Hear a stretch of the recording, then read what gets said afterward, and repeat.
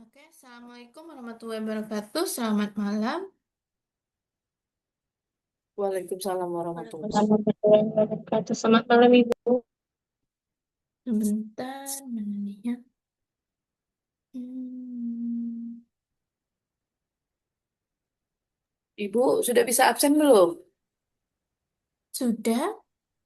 Oke, Bu.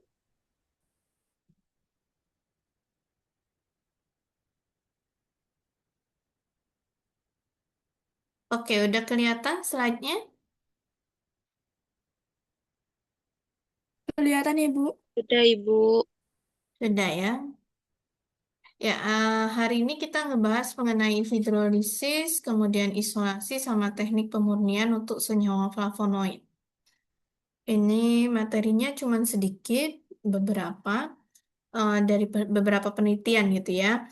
Jadi nanti di sini kalian nanti bisa gimana cara menghidrolisis senyawa flavonoid yang dalam bentuk glikosida, kemudian skema untuk isolasi itu gimana, sama nanti teknik pemurniannya gitu untuk dapetin isolat gitu ya. Berarti senyawa murni dari yang ada di dalam tanaman gitu.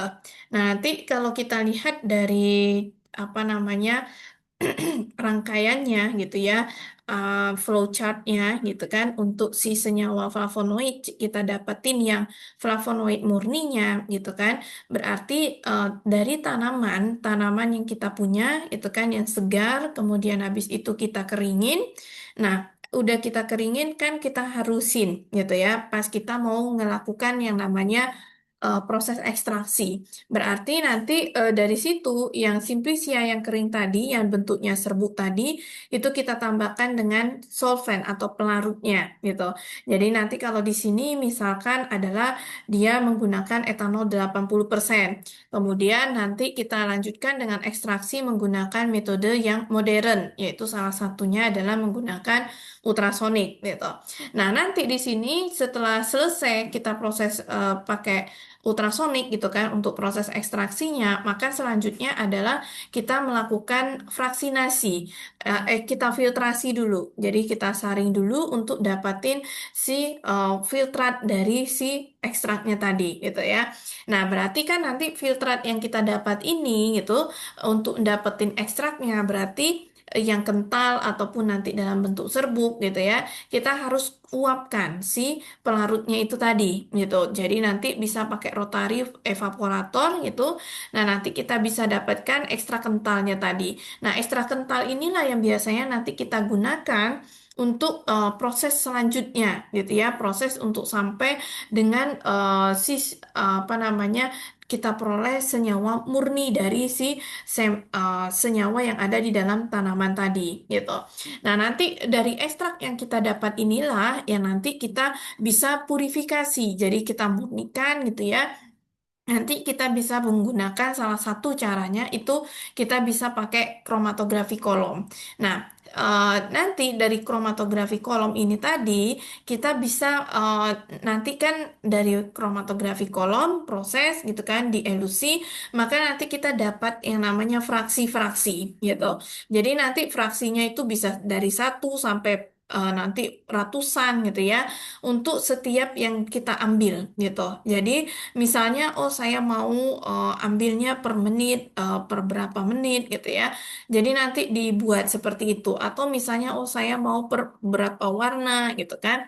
Nah, cuman kan kita kan pengennya itu nanti tuh senyawa-senyawanya tuh nanti dapet gitu kan. Senyawa-senyawanya itu dapet masing-masing gitu. Jadi nanti kita bisa fraksi-fraksinya tadi kita kumpulkan. Kemudian nanti kita proses menggunakan KLT. Jadi kita analisis, kita cek gitu kan, apakah bercak yang dihasilkan itu banyak atau sudah dapat satu bercak saja gitu ya. Nah, nanti dari sini dari fraksi-fraksi ini tadi, fraksi-fraksi yang sama gitu ya, yang nanti menghasilkan bercak-bercak yang sama. Terus misalnya kalau cuma satu bercak itu kan muncul di beberapa fraksi gitu ya. Pas kita cek pakai KLT, maka kita bisa jadikan satu gitu untuk fraksi-fraksi itu tadi gitu ya. Jadi nanti jadikan satu, kemudian nanti kita larutkan lagi dengan pelarutnya tadi. Kalau udah, nanti kita kan pelarutnya tadi udah kita kasih gitu kan. Nah, nanti dari situ kan dia akan mengekstraksi lagi gitu kan untuk si fraksi-fraksinya ini tadi yang dari KLT-nya tadi. Nah, nanti habis itu baru selesai dari situ si pelarutnya ini tadi nanti kita saring lagi gitu kan. Nah, pelarutnya ini tadi yang filtratnya yang didapat itu nanti kita uapkan lagi gitu. Nanti kan dapat. Nah, hasil-hasil yang kita dapat tadi itu biasanya kan nanti bentuknya tuh kayak cuman bercak-bercak atau kayak kerak-kerak gitu ya. Nah, itulah yang nanti kita gunakan. Bisa nanti itu kita pakai KCKT atau nanti kita lanjutkan dengan metode-metode analisis yang lainnya itu untuk kita ngelihat kemurnian ataupun nanti kita melihat benar nggak sih itu senyawa yang benar dia itu memang senyawa flavonoid murni gitu ya. Jadi nanti dari situ dari proses-proses ini tadi memang butuh waktu yang cukup lama. Jadi tidak bisa kalau misalnya dalam waktu cuma sebulan atau dalam waktu yang cuman beberapa hari gitu ya. Jadi biasanya itu berbulan-bulan untuk dapetin senyawa yang pure untuk apa namanya isolatnya ini tadi gitu ya. Jadi karena prosesnya itu baik itu kolom kromatografinya itu yang agak cukup lama di situ prosesnya. Nah, nanti di sini kalau untuk hidrolisis, jadi tadi udah dapat gambarannya. Jadi kalau misalkan kita mau hidrolisis untuk flavonoid itu kan yang ada di tanaman itu biasanya bentuknya glikosida. Nah, bentuk glikosida tadi kita tahu bahwa kemarin kita lihat bahwa eh, flavonoid yang bentuk glikosida dia bisa terikat dengan oksigen ataupun karbon gitu ya dengan adanya ikatan glikosidik gitu. Nah, ikatan glikosidik ini tadi itu dapat kita pecah gitu. Sehingga nanti kita bisa memperoleh yang namanya senyawa flavonoid bebas atau yang kita kenal sebagai aglikon atau nanti satu lagi senyawanya adalah glikon atau si gulanya ini tadi gitu. Itu yang bisa kita lakukan. Nah, yang biasanya memberikan efek farmakologis itulah yang aglikonnya ini tadi gitu. Makanya kita pengennya dapetin yang aglikonnya ini tadi gitu ya. Dan salah satu caranya itu bisa kita pakaiin asam ataupun basa gitu ya. Jadi nanti kita bisa pakai asam encer misalnya HCl gitu ya. Ataupun nanti H2SO4 encer gitu bisa pakai yang 10% ataupun 2N gitu. Nanti dilarutin di dalam metanol air gitu ya. Jadi nanti bukan metanol murni tapi metanol yang udah diencerkan gitu. Nah, kemudian nanti ada lagi kita selain pakai hidrolisis asam dengan basa, itu juga bisa pakai enzim. Jadi eh, enzim ini salah satunya misalnya kayak yang enzim beta glukosidase, dia akan memutus ikatan glikosidiknya tadi, gitu. Sehingga nanti akan pecah gitu ya, sehingga nanti diperoleh yang aglikon dengan glikonnya tadi, gitu. Nah, yang aglikonnya inilah yang nanti kita dapatkan sebagai suatu senyawa ya yang pure flavonoid gitu. Nah, di sini contoh untuk pengaplikasiannya adalah eh, jadi ada pada penelitian Nutila dan teman-temannya itu dia menguji menggunakan 1,2 m molaritas untuk HCl gitu ya. Jadi asam kloridanya yang dia pakai adalah 1,2 molaritas dan dilakukan di dalam metanol 50% pada suhu 80 derajat Celcius selama 2 jam. Dan kemudian dia juga menguji pada yang pakai suhunya 35 derajat Celcius selama 16 jam gitu. Jadi dua-duanya dilihat gitu ya pada sampel bawang sama bayam. Jadi nanti hasilnya menunjukkan bahwa hidrolis pakai 80 derajat Celcius selama 2 jam itu paling efektif untuk memecah isoquercetin dan turin menjadi quercetin gitu. Tapi karena dia tadi pakainya suhu 80 derajat Celcius gitu ya, walaupun waktunya lebih singkat, misalnya cuma 2 jam, nggak sampai 16 jam gitu ya, tetapi ternyata bisa mempercepat terjadinya degradasi senyawanya itu tadi gitu. Karena ada senyawa yang misalnya kayak mirisetin paraffin, kemudian beberapa asam-asam fenolat itu dia bersifat termolabil, jadi nggak tahan panas gitu ya. Jadi maka otomatis memang bagus, tapi ternyata ada juga konsekuensi yang lainnya gitu ya, kekurangan dari metode ini tadi. Nah, tapi nanti dengan nambahin sedikit asam askorbat itu dia akan meningkatkan recovery. Jadi perolehan kembali untuk quercetinnya ini tadi.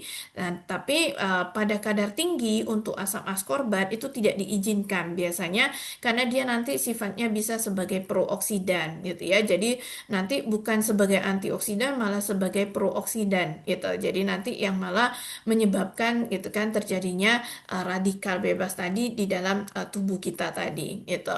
Nah, kemudian nanti untuk tahapan isolasi itu kita bisa menggunakan misalnya tadi kita harus ekstraksi dulu gitu ya. Umumnya kayak gitu. Jadi kalaupun misalnya kamu nggak mau ekstraksi, kita bisa beli gitu kan ekstraknya. Jadi nanti tinggal dibeli, kemudian tinggal kita vaksinasi.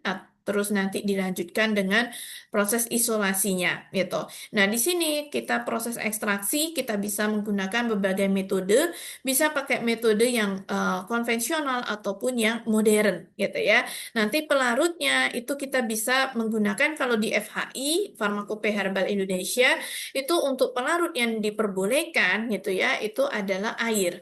Cuman boleh kita pakai pelarut yang lain gitu ya, asalkan memang apa namanya dia diperbolehkan. Jadi nggak mesti air tapi etanol 70% pun diperbolehkan gitu ya kalau dari FHI.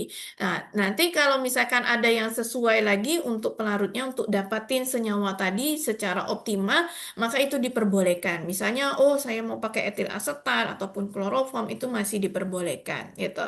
Cuman pastikan bahwa nanti ekstraknya tadi tidak mengandung sisa pelarut yang kita gunakan tadi. Apalagi kan misalnya kayak kloroform, etil asetat, heksan gitu ya. Itu kan beberapa pelarut-pelarut yang sifatnya toksik gitu. Nah, kemudian nanti kalau udah kita ekstraksi, baru selanjutnya adalah kita melakukan yang namanya vaksinasi. Nah, vaksinasi tadi kita bisa menggunakan ECC, ekstraksi cair-cair itu nanti kita menggunakan corong pisah.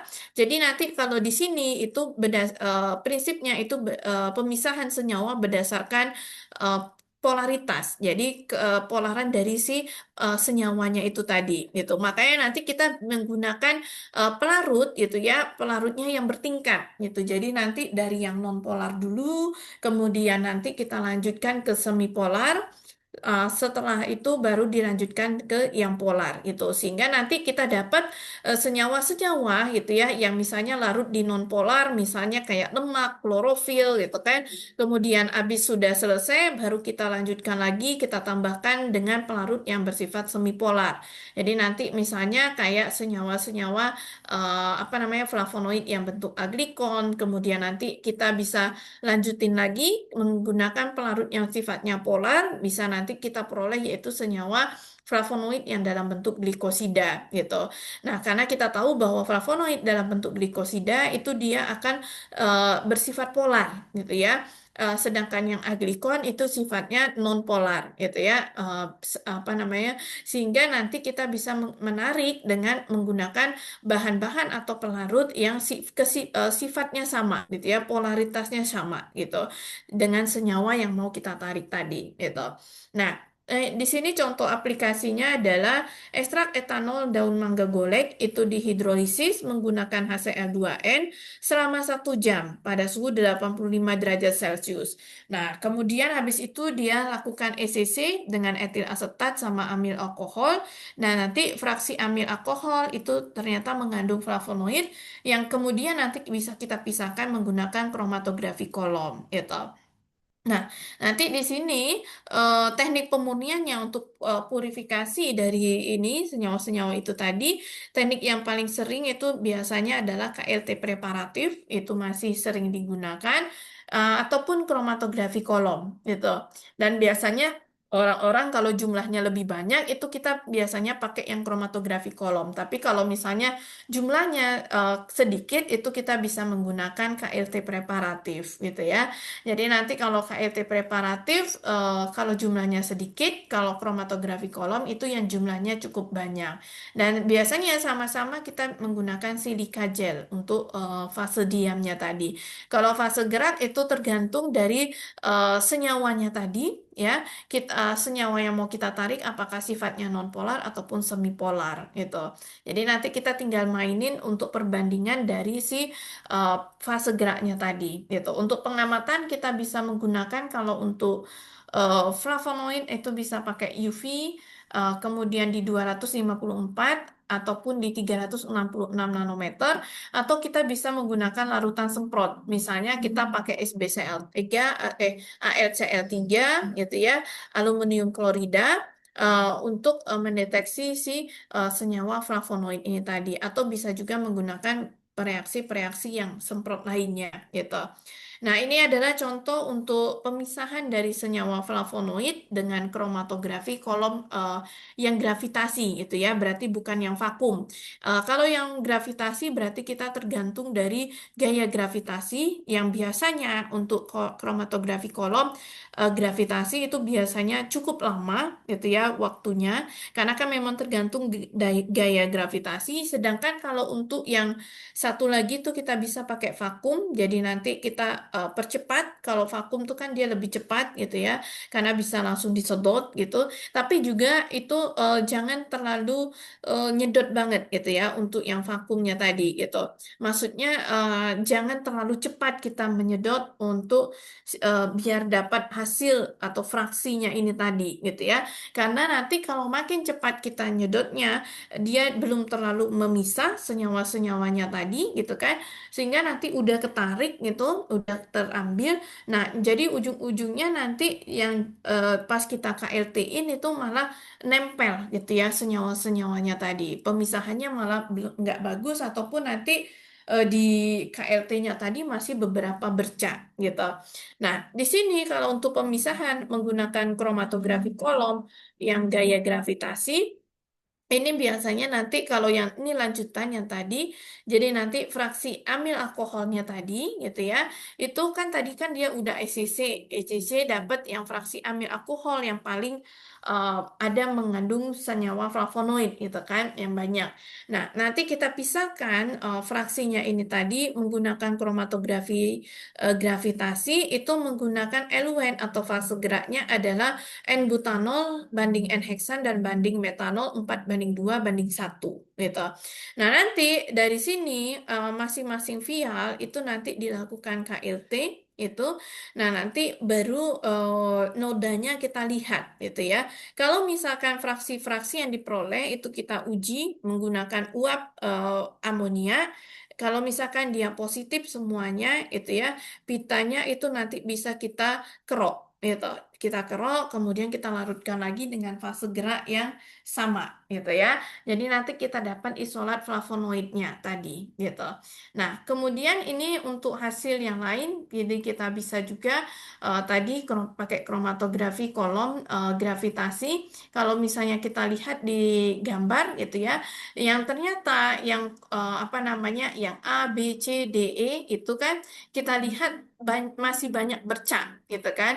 Maksudnya tuh bercaknya tuh yang di sini, bentar. Nih, masih ada bercak-bercak yang berbeda gitu ya.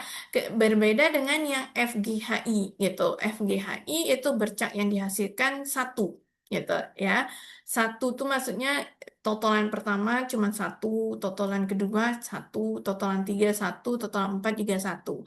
Kalau yang ini kan misalnya kayak kita lihat yang C, totalan pertama ada dua bercak, totalan kedua ada dua bercak gitu ya. Nah, itu kan berarti masih bercampur itu.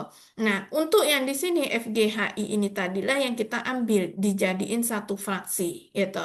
Apalagi kalau misalkan dia posisinya selalu sama, kemudian warna bercaknya juga sama, maka ini nanti kita kerok ini kita keruk, kita bisa ambil kalau yang preparatif gitu ya, preparatif nanti kita keruk, terus nanti kita gabungin satu fraksi ini dalam satu vial, kemudian habis itu tambahin eluennya tadi gitu.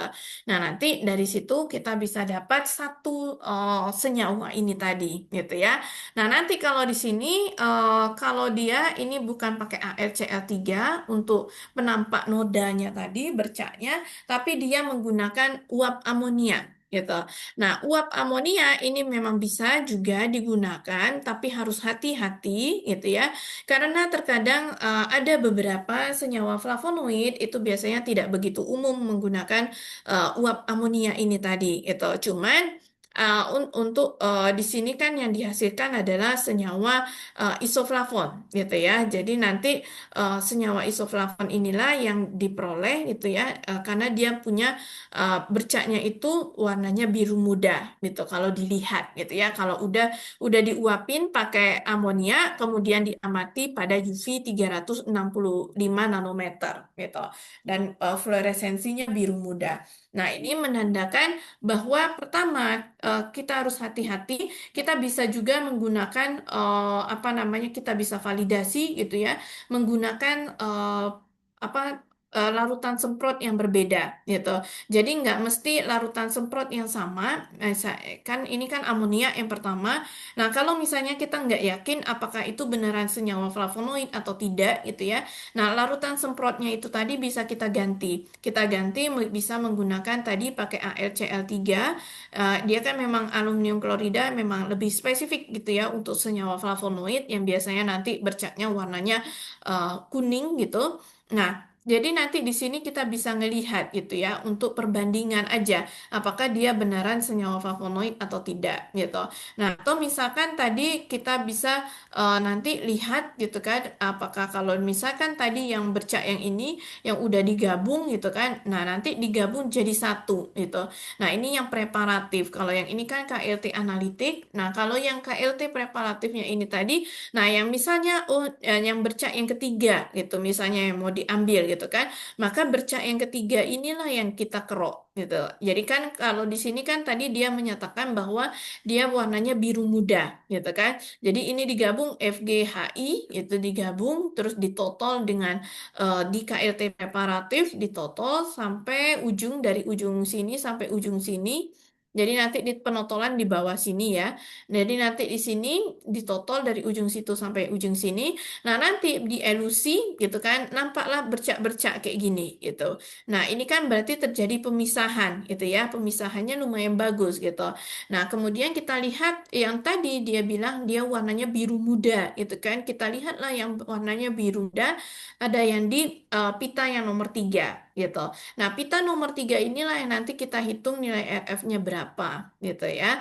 Nah, nanti dari sini pita yang ketiga inilah yang nanti kan kita kira-kira sebagai senyawa flavonoid gitu, maka otomatis ini nanti kita kerok. Jadi keroknya itu bisa pakai spatel. Karena ini kan silika gel ini ya. Jadi nanti kita bisa kerok pakai spatel tadi yang ini aja, yang warna biru biru muda ini tadi gitu. Nah, ini kita kerok, kita masukkan ke dalam vial ataupun nanti kamu mau masukkan ke dalam wadah yang berbeda itu juga boleh. Nanti baru kita tambahkan dengan eluennya tadi gitu. Nah, habis itu baru kita dapatkan, udah dapat, baru kita nanti uji kemurniannya tadi gitu. Uji kemurniannya tadi bisa pakai misalnya di sini adalah titik leleh, itu kita juga boleh, ataupun bisa juga menggunakan apa namanya dua arah, KLT-nya yang dua arah gitu. Jadi nanti kita perkirakan apakah dia beneran murni atau tidak gitu untuk senyawa-senyawanya ini tadi yang dihasilkan. Ini untuk yang KLT dua arah. Jadi kalau misalnya nanti kan kita udah dari sini, misalnya ini kamu total gitu kan. Nah, nanti kita elusi dulu yang satu arah ke sini gitu kan. Nah, kemudian selanjutnya baru kita elusi lagi, kita balik gitu kan. Kita balik berarti yang ini di bawah. Kalau yang tadi kan ini di bawah posisinya, dia naik ke atas, bercaknya muncul di sini gitu. Nah, kemudian nanti yang tahap berikutnya kita balik gitu kan. Berarti yang di sini yang di bawah nanti dia akan mengelusi Nah, terlihat kalau Mas tetap satu bercak, maka otomatis dia tadi udah pure gitu ya, senyawa flavonoid gitu. Untuk si yang bercaknya ini tadi berarti dia murni gitu ya, satu bercak tunggal gitu ya. Berarti murni untuk si senyawa flavonoidnya ini tadi gitu. Nah, selain kita menggunakan KLT dua dimensi, kita bisa juga menggunakan yang namanya adalah uji menggunakan titik leleh. Jadi nanti kita ukur titik lelehnya misalnya di 225 sampai 226 gitu untuk hasil pengukuran titik lelehnya tadi. Dan biasanya kita rentang suhunya 0 sampai 1 derajat Celcius gitu ya. Jadi kalau dari sini karena dia tidak berwarna kuning gitu kan. Karena rata-rata biasanya kalau untuk senyawa flavonoid walaupun dia menggunakan apa namanya amonia gitu ya dia tetap biasanya memberikan warnanya adalah warna kuning gitu. Kuning, kuning orange gitu ya untuk si senyawa flavonoid tadi gitu. Cuma nanti untuk isoflavon itu bisa terjadi dia warnanya adalah biru muda gitu. Tapi tetap kita harus perhatikan juga ataupun kita bisa menggunakan validasi untuk menggunakan apa namanya validasinya tuh bisa pakai larutan semprot yang berbeda lagi gitu ya. Tadi misalnya pakai AlCl3 gitu kan kita semprot dapat beneran dia warna kuning atau enggak si biru muda ini tadi gitu. Jadi sehingga nanti kita jelas oh dia beneran senyawa flavonoid gitu ya. Karena memang nanti untuk isoflavon itu biasanya dia bisa memberikan warna biru muda kalau menggunakan uap amonia gitu. Karena tadi posisi dari si apa namanya OH ataupun nanti posisi dari cincin B-nya gitu ya. Kalau untuk yang si senyawa isoflavon itu berbeda dengan yang flavon ataupun flavonol gitu. Jadi nanti untuk yang di sini tadi isoflavon itu dia perkirakan bahwa itu adalah senyawa isoflavon. Nah, kalau mau tahu lagi lebih lanjut, nanti kita bisa menggunakan eh, beneran nggak sih, misalnya dia itu senyawa flavonoidnya adalah isoflavon, maka kita bisa lanjutkan misalnya pakai FTIR gitu ya, atau bisa nanti LCMS gitu, untuk kita melihat beneran bahwa dia itu senyawa isoflavon gitu. Jadi nanti kita bisa lanjutkan ke tahap-tahap yang selanjutnya gitu ya. Nah, untuk yang strategi apa namanya isolasi sama purifikasi berarti tadi kita bisa enrichment dulu. Jadi kita dapetin dulu gitu kan fraksi-fraksinya yang kaya akan si senyawa-senyawa metabolit sekundernya tadi. Kemudian habis itu baru kita pisahkan gitu menggunakan kromatografi kolom. Terus nanti kita murnikan bisa menggunakan pakai KRT preparatif, kemudian bisa pakai KRT dua dimensi gitu ya, ataupun nanti yang skala besar itu nanti bisa pakai yang resin makropori gitu. Nah, ya nanti beberapa kalau untuk penelitian mungkin palingan pakai ECC, kromatografi kolom gitu ya, KRT preparatif yang bisa dilakukan gitu. Kalau di Unaja masih itu gitu ya. Nah, itu untuk beberapa materi yang hari ini hidrolisis sama isolasi dan fraksinasi dan isolasi gitu. Oke, sampai di sini ada yang mau ditanyakan terkait dengan materi ini? Ada yang mau bertanya? Sebentar ya, mana nih? Udah cukup jelas atau ada yang mau ditanyakan? Ibu Oh, saya... izin bertanya Ibu. Mm-mm, Selama eh, Ibu kan pernah cerita kalau Ibu waktu itu lagi di lab kan Bu. Nah, kasus mm-mm. apa yang paling sering, maksudnya kayak mahasiswa mengerjakan praktikum itu apa ya kesalahan yang paling sering Ibu? Entah Untuk kait, salah perhitungan kah atau prosesnya. Misalnya kita bikin ekstrak, Bu. Nah, hmm, terus tuh tidak sesuai gitu ekstrak yang dibuat itu biasanya kayak kesalahannya tuh di mana gitu, Bu. kalau ekstrak, untuk bikin ekstrak itu biasanya rata-rata pertama nyaringnya. Nyaring. Jadi kadang tuh dia itu eh, saringannya jebol atau misalnya tadi kayak misalnya maserasi gitu ya. Maserasi ternyata ampasnya dia masukin juga. Tuh kadang gitu ya. Jadi kadang tuh lah kok dia jadi berat banget gitu kan? Karena biasanya kan ekstrak tuh nggak mungkin sampai yang ratusan gitu ya, kecuali memang bahan awal kita tuh udah berkilo-kilo gitu. Tapi kan saya tahu maksudnya dari awal aja bahan segarnya aja tuh nggak nyampe sekilo gitu kan. Jadi otomatis kemungkinan tuh tidak mungkin gitu kan sampai ratusan gitu. Nah, kemudian habis itu kadang selain selain itu ya, selain itu tuh biasanya mereka malas datang ke lab lagi gitu kan, sehingga ditinggal lama gitu. Nah, terus nanti baru nyaring lagi gitu. Itu yang terkait dengan maserasi itu biasanya kayak gitu. Cuman kalau yang pakai yang metode-metode yang modern yang sehari cepet jadi gitu, itu biasanya nggak begitu terlalu apa pengaruh gitu ya. Cuman biasanya yang paling kalau pakai pemanas gitu ya, kalau kita mau ekstraksi pakai pemanas. Nah, itu yang kadang masih salah gitu. Jadi misalnya kamu kan pertama kan harusnya sebelum kita menentukan metode gitu kan, mau pakai metode ekstraksi apa, biasanya kan kita harus tahu dulu senyawanya ini tadi tahan panas atau enggak. Gitu kan, jadi sehingga kita nggak salah metode yang dipilih tadi, gitu. Jadi, nah terkadang tuh kalau orang anak-anak penelitian gitu ya, karena dia main udahlah maserasi aja kadang maserasi semua gitu loh jadi tuh kadang tuh sampai metode yang lain tuh nggak kepake lagi gitu atau misalnya oh saya mau yang cepat gitu misalnya dia pakai yang metode yang panas tapi dia nggak tahu kalau ternyata senyawanya itu tadi nggak tahan terhadap panas itu bisa sering juga terjadi seperti itu gitu atau misalnya kalau pakai yang metode modern itu biasanya kan karena kapasitasnya kecil gitu ya jadi ya palingan kita bikinnya berkali-kali gitu. Nah, itu yang agak riskannya di situ gitu karena mereka harus butuh wadah-wadah tuh yang agak lumayan banyak gitu. Biasanya sih seperti itu kalau untuk yang terkait dengan ekstraksi atau pemilihan dari pelarutnya gitu. Terkadang tuh kan kalau penelitian kan sebenarnya kan kalau ekstraksi itu kan butuh selain metode yang tepat juga butuh pelarutnya yang tepat gitu kan yang sesuai.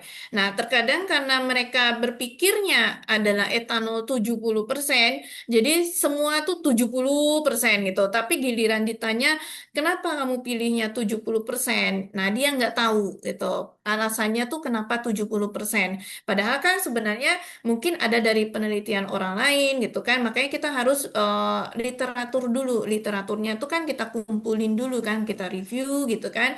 Nah, nanti baru dari situ baru kita tahu yang mana pelarut yang paling sesuai gitu kan. Misalnya kan ada beberapa orang penelitian misalnya menggunakan ada yang 70, ada yang 80, ada yang 95 gitu kan. Etanol misalnya. Nah, kemudian kan dari situ kan kita lihat gitu.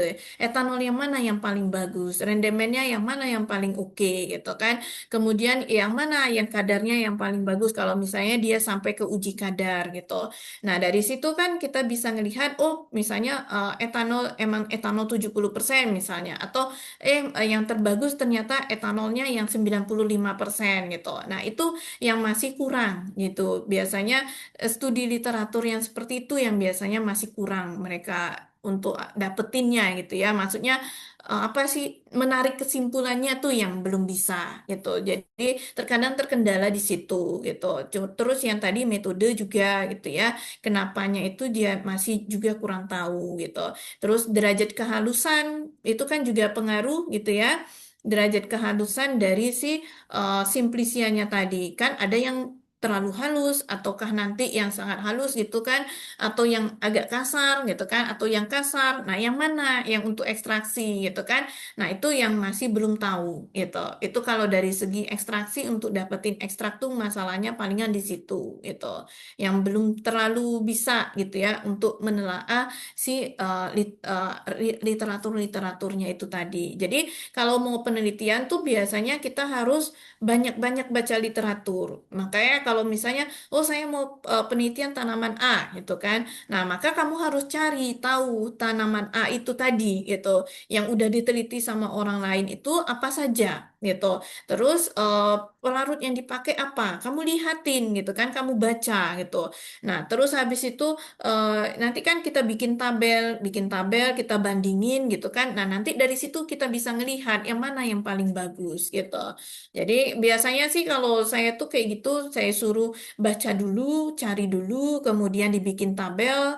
Jadi nanti kamu bisa nentuin itu yang mana yang paling oke. Jadi ketika ditanya sama penguji ataupun nanti ketika kamu penelitian itu udah benar gitu loh. Maksudnya jalannya tuh udah ada gitu loh, udah benar di situ gitu kan. Dan ada alasan ilmiahnya gitu. Jadi bukan berdasarkan katanya gitu kan. Nah, biasanya tuh kan katanya ini gitu kan atau misalnya oh dari penelitian kakak tingkatnya tuh kayak gini gitu. Nah, biasanya tuh masih seperti itu gitu jawabannya. Jadi kan yang diharapkan kan bukan seperti itu, tapi yang diharapkan itu kamu bisa menjawab secara ilmiah gitu terkait dengan penelitian kamu. Namanya kan kamu kan kalau mau penelitian pasti kayak mau kenal gitu kan, mau kenal sesuatu gitu kan, berarti kan kamu harus cari tahu sedetail mungkin gitu kan. Sama kayak misalnya kamu mau belanja alat elektronik gitu kan. Nah, itu kan pasti kamu mau cari tahu dulu gitu kan, bagusan yang mana gitu kan, mereknya yang mana yang paling bagus gitu kan. Terus kalau saya targetnya mau yang kayak gini nih, yang kayak gimana sih gitu kan. Nah, sama seperti itu gitu. Jadi kita juga kalau untuk bahan alam tuh mungkin karena memang standarnya mungkin paling gampang tuh maserasi gitu ya. Jadi anak-anak tuh rata-rata maserasi semua gitu. Dia nggak mau nyoba yang metode-metode yang apa panas tuh jarang gitu ya. Yang modern pun jarang gitu ya. Kadang tuh takutnya karena itu takut rusak alatnya. Jadi dia cari yang paling gampang ya udah maserasi semua gitu. Biasanya sih kayak gitu. Itu kendala-kendalanya tuh dari kayak gitu. Ya. Kalau untuk yang kalau dari segi kayak apa? ECC tuh palingan tuh sulitnya itu nguapinnya. Yang lama tuh nguapin. Karena kan kita harus nguapin, habis itu kan nanti kita dapet apa namanya fraksinya tadi gitu kan. Fraksinya itulah yang nanti mau kita lanjutin lagi gitu kan. Nah, itu dapetin fraksinya itu tuh yang cuman biasanya dikit banget. Nah, itu kendalanya tuh kayak gitu. Jadi sangat sedikitnya tuh kayak cuman kerak-kerak di botol vial gitu loh. Nah, cuman kayak gitu, segitu. Banyaknya tuh cuman segitu, kerak-keraknya itu doang. Jadi nggak yang sampai yang bener-bener kayak ekstrak kan dia dapat misalnya segumpalan gitu ya. Nah, kalau itu tuh cuman keraknya aja. Nah, itu yang jadi kendala tuh di situ kalau untuk fraksi. Karena alat kita di lab tuh terbatas. Pertama, alat kita kecil-kecil semua kapasitasnya. Jadi sulit gitu ya untuk dapetin yang cukup besar gitu ya, cukup banyak gitu. Jadi mau nggak mau ya harus dilakukan berkali-kali gitu, diulang-ulang berkali-kali untuk mau dapetin yang banyak tadi. Nah, nanti dari fraksi tadi yang sulit itu pas di mau kita pemisahan, misalnya kalau kamu mau pakai yang kromatografi kolom, kalau selama praktikum tuh kalau kromatografi kolom itu tuh dari ekstrak biasanya, dari ekstrak kemudian habis itu nanti di apa namanya kita lihat. Nah, yang paling masalah itu waktu sih kalau untuk kolom, karena kan kita pakainya yang gravitasi, jadi nggak ada yang vakum, jadi nggak begitu cepat gitu ya.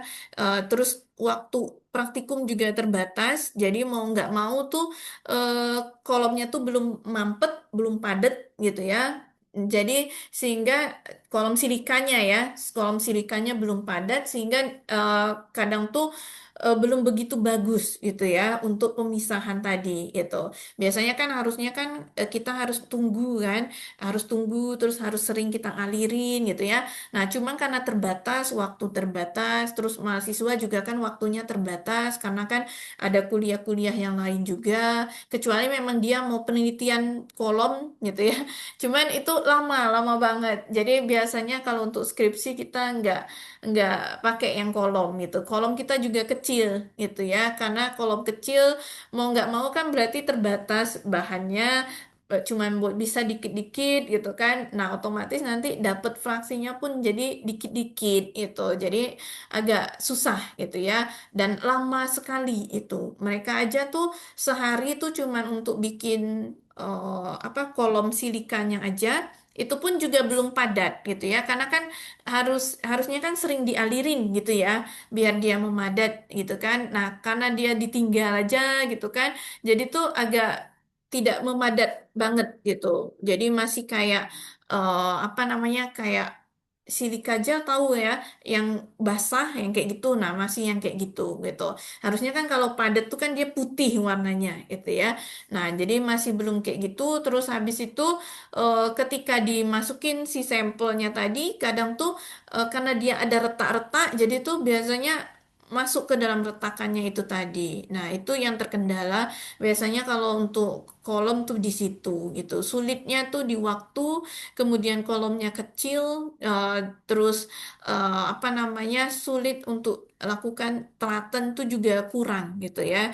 Jadi palingan setidaknya kalau praktikum tuh kamu tahu gitu caranya tuh gimana gitu ya. Cuman kalau untuk penelitian, untuk skripsi tidak disarankan sih biasanya karena lama tadi gitu. Takutnya kamu nggak lulus-lulus nanti kalau pakai yang kolom gitu ya. Palingan ECC sih, ECC palingan yang dipakai gitu. Karena kan cepet kan kalau ECC dibandingkan yang kolom tadi gitu. Itu sih kendalanya kalau untuk yang bahan alam tuh. Ada cukup jelas? Cukup jelas, Ibu. Terima kasih. Iya, sama-sama. Kemarin penelitiannya apa? Lapangan, Ibu. Makanya Oh, penasaran sama labor, Ibu. Cuman ya kadang tuh terkendala alat, waktu, sama biaya juga, Ibu. iya emang biayanya emang lebih besar juga gitu ya. Tapi sebenarnya iya sih lebih besar sih dibandingkan dengan kalau ngambil data aja sih. Tapi kan ngambil data juga keluar duit juga kan. Iya, Ibu. Sama, Ibu. Iya, jadi sebenarnya ya tergantung sih kita pengennya kemana, kita mau dapetin ilmu yang mana. Jadi tinggal dari kitanya aja sih yang mau nentuin gitu. Atau kalau misalnya kita mau tetap di apa namanya penelitian yang kayak gitu ya, yang ke lab gitu ya, kita bisa ambil yang apa namanya ikut-ikut yang pembiayaan gitu, pembiayaan dari pemerintah misalnya, sehingga nanti kamu bisa dapatnya gratis gitu kan. Jadi nggak perlu keluar biaya. Cuman ya itu salah satunya adalah effortnya aja. Effortnya agak lumayan besar dibandingkan pakai dana pribadi gitu ya. Biasanya kayak gitu. Oke, karena kan pelaporan-pelaporan kayak itu kan. Pelaporannya itu yang agak bikin riuh. Oke, ada yang mau ditanyakan lagi terkait dengan ini? Ada yang mau bertanya? Ibu mau bertanya, Mm-mm. Ibu, kan ke LT ini kan berapa kali pengulangan ya, Bu? Kalau misalnya eh, mau tes tentang ekstrak, Ibu. Kadang-kadang kan kalau misalnya tes pertama itu kan masih, kalau dilihat tuh masih kurang jelas. Kalau memang mau dapat hasilnya yang memang jelasnya kayak yang di jurnal yang Ibu tampilin tadi itu butuh ada pengulangan lagi nggak, Bu? Biar dapat hasilnya yang pas gitu, Bu. KLT-nya KLT analitik atau KLT preparatif? Eh, Preparatif, Ibu. Kalau yang preparatif itu biasanya jumlahnya, volume penotolannya. Sama sih sebenarnya, dua-duanya juga bisa dari volume penotolan. Jadi kamu kan kalau kita kan kalau KLT itu kan kita notol ya. Jadi kan nanti misalnya dari ekstrak, misal ekstraknya tadi sedikit, terus kita larutin di dalam pelarut yang mudah menguap gitu kan. Nah, terus habis itu kan yang penting dia larut. Nah, kemudian nanti kan kita ambil pakai pipa kapiler tadi. Nah, pakai pipa kapiler tadi kita ambil, kita totolin kan di pelat KLT-nya. Nah, nanti kamu totolin sekitar bisa 5 sampai 15 mikroliter gitu untuk yang si penotolannya ini tadi gitu. Kalau misalnya kamu nggak tahu, misalnya kan kadang tuh ya kita tuh kan pipa kapilernya tuh nggak ada volumenya gitu. Kita nggak tahu itu kan berapa banyak nih yang udah tertotol gitu. Nah, itu kamu bisa ngecek. Jadi kan udah kamu totol nih berkali-kali gitu kan. Terus kamu bisa cek di lampu UV. Di lampu UV kamu cek plat KLT kamu tadi udah muncul nggak bercak totalan kamu tadi, gitu. Kalau bercak totalan kamu tadi udah muncul di UV 254 nanometer, itu berarti kemungkinan udah ada, gitu ya. Berarti nanti pas kamu elusi itu nanti bercaknya pasti kelihatan, gitu. Cuman tergantung tadi kalau kamu mau totolin lagi, misalnya masih samar-samar nih, gitu kan, kelihatan bercaknya yang si bercak yang kamu totolin tadi, gitu. Nah, berarti ya udah tinggal kamu totolin lagi, kamu tambahin lagi gitu. Tapi jangan terlalu banyak gitu ya. Karena takutnya nanti dia melebar terus habis itu bercaknya jadinya kurang bagus gitu. Nah, jadi pastikan volumenya tadi pas gitu. Nah, makanya tadi kita bisa lihat di lampu UV tadi kalau kira-kira udah kelihatan ya udah gitu. Berarti kemungkinan pasti nanti kelihatan bercaknya tadi gitu. Nah, sama yang preparatif juga kayak gitu. Jadi kalau preparatif kan dia notolnya kan dari ujung sampai ujung gitu kan. Itu tuh harus serangkaian gitu. Semua totalannya harus sama. Maksudnya harus nyambung gitu ya totalannya tadi. Kecuali kalau yang analitik itu kan kita notolnya cuma satu aja. Satu spot gitu kan untuk notol di titik itu, selalu di titik itu gitu. Karena nanti kan biasanya kita harus kasih garis dulu kan di tempat kita notol, terus kasih titik untuk tempat kita notol tadi gitu. Itu yang analitik ya. Jadi nanti kamu notolnya selalu di titik itu gitu. Jadi nggak boleh ke titik yang lain-lain karena nanti dia melebar ininya. Pas kita elusi bercat yang dihasilkan itu bisa jadi melebar panjang atau bisa berekor gitu ya. Jadi nanti otomatis kita harus di satu titik. Kalau yang untuk yang preparatif kamu dari ujung satu tadi kamu iniin kamu totol. Nah, nanti disambung lagi, total lagi, sambung lagi sampai dia ke yang ujung berikutnya, gitu. Nah, nanti sama kamu, eh, aduh, ada nggak ya nanti ini, gitu kan, bercaknya. Nah, kamu amati di lampu UV tadi. Sebelum kamu elusi gitu ya. Jadi kamu amati di UV, kamu lihat muncul nggak apa namanya hasil totolan kamu tadi gitu. Kalau hasil totolan kamu tadi masih belum muncul berarti masih kurang itu berarti total lagi gitu. Terus kalau misalnya udah ditotol ternyata bercaknya itu nggak begitu terang gitu ya, maksudnya nggak begitu pekat gitu kan warnanya. Nah itu berarti kamu tambahin lagi, totolin lagi gitu. Atau masih yang warnanya masih buram-buram gitu ya. Nah itu bisa ditotolin lagi gitu. Nah nanti kalau udah, baru kamu, oh udah nih, udah bagus gitu ya. Nah nanti langsung dielusi. Itu baru nanti biasanya hasilnya pasti bagus. Biasanya kayak gitu, gitu. Karena kan kadang kan kita memang kalau yang pipa kapiler yang biasa itu kita nggak ada volumenya. Itu kecuali kamu pakai yang KLT yang untuk apa namanya yang ada densitometri gitu ya. KLT densitometri itu kan dia bisa ada apa namanya pipa kapiler khusus kan yang nanti injektornya jadi nanti dia yang notolin sendiri. Nah, itu dia ada volumenya berapa volumenya gitu. Nah, biasanya nanti kalau dari situ mah kamu bisa tahu gitu. Cuman kalau ini kan yang umum yang biasa aja gitu kan itu biasanya nggak ada volumenya tuh nggak ada gitu. Jadi sulit gitu ya. Jadi kalau sulit kayak gitu kamu bisa amati di lampu UV aja gitu. Oke? Udah cukup jelas? Jelas Ibu, makasih Bu atas penjelasannya. Oke, sama-sama. Ada yang mau ditanyakan lagi?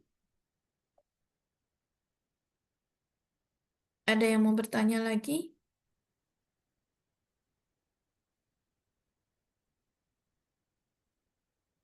Ada yang mau bertanya?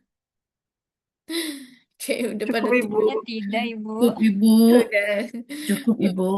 udah ngantuk semua, udah lelah. Oke, kalau nggak ada lagi berarti mungkin sampai di sini untuk yang pertemuan kita hari ini. Untuk materinya bisa dilihat di itu ya, di Spada ya. Itu sudah saya masukin dari yang pertama sampai yang hari ini udah saya masukin nggak ya? Nanti saya coba cek lagi ya yang hari ini. Oke, kalau gitu terima kasih atas perhatiannya. Saya ucapkan terima kasih. Assalamualaikum warahmatullahi wabarakatuh. Selamat malam. Waalaikumsalam warahmatullahi Waalaikumsalam warahmatullahi wabarakatuh. Makasih Ibu. wabarakatuh. Terima kasih, Terima kasih, Ibu. Bu. Ya, sama-sama.